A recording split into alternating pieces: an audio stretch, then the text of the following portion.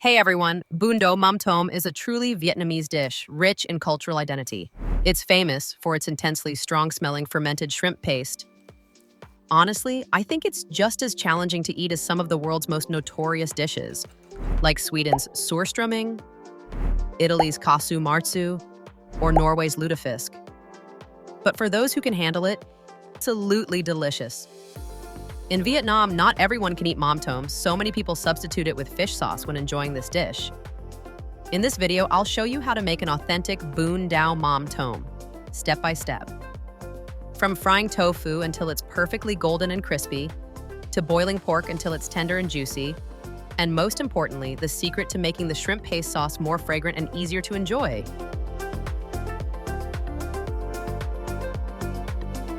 Mam tom, or fermented shrimp paste, is a signature ingredient in Vietnamese cuisine.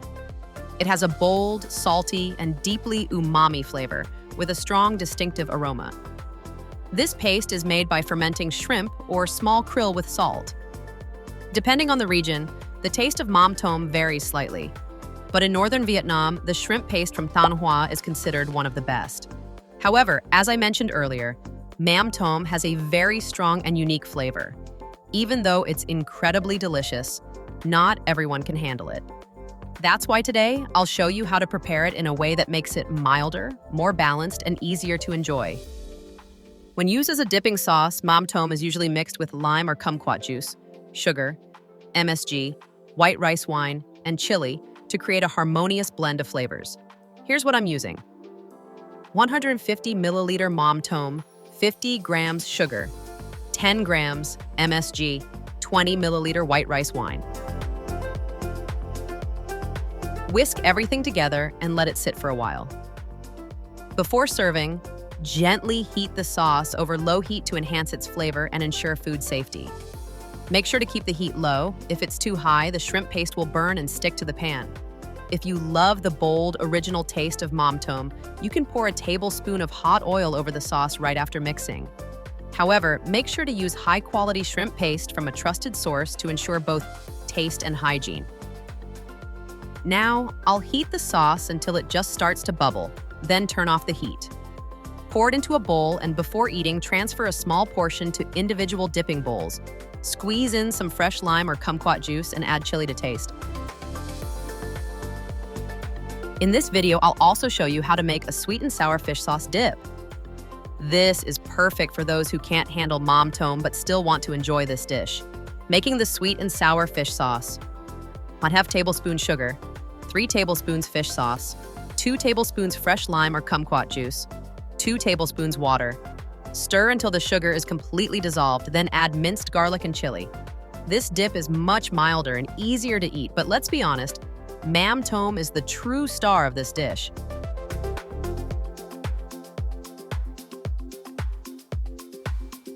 Now that our shrimp paste sauce is ready, let's move on to frying the tofu. Cut the tofu into bite-sized squares or rectangles. Pour plenty of oil into a pan, enough to fully submerge the tofu. This is the key to getting a crispy golden crust. Once the oil is hot, gently add the tofu. Fry it over medium-high heat. As it cooks, the tofu will naturally lift from the bottom of the pan and float to the surface. At this point, flip it to ensure even browning on all sides. For extra crispiness, I recommend frying the tofu twice. The first time, fry until lightly golden, then remove and drain the excess oil. Right before serving, fry it a second time to make sure it's hot and extra crispy. Now, for the second fry, I'll cook the tofu until it's perfectly golden and crunchy. You'll know it's ready when you press it with chopsticks and the outer layer feels firm and crispy. Take it out and let it drain. Now, let's plate everything. To enhance the flavors of this dish, serve it with some thinly sliced cucumber and fresh herbs like perilla leaves, Vietnamese balm, Thai basil, cilantro, and mint. I'll cut the fresh rice vermicelli into smaller portions and arrange them on a serving tray. Then, I'll add some crispy fried tofu. In Vietnam, we love adding extra toppings to this dish based on personal preferences. Popular options include boiled pork leg, fried com sausage, and fried or boiled pork offal. I'll slice the boiled pork leg into thin pieces and arrange them next to the vermicelli.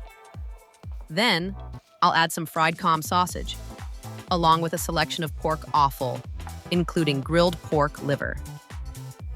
Finally, no Bun Dau Mam Tom is complete without a bowl of rich, flavorful shrimp paste sauce. And there you have it, Bun Dau Mam Tom, a dish that may seem simple, but carries an incredibly unique and complex flavor profile.